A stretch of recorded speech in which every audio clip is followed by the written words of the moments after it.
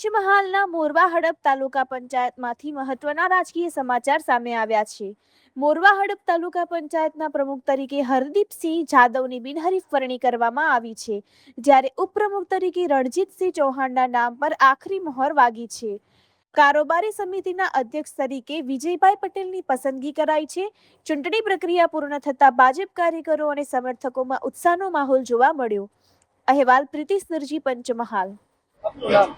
विजय अंटाड़ा ward number 5 मुख्यमंत्री सुवर्ण अंतर्गत योजना 12 करोड़ नी ग्रांट मांथी अमारे सीसी रोड 23 लाख रूपिया बनवानो छे, जे रोकड़िया हनुमान थी रवि पान सुधीनो आ सीसी रोड पास थशे।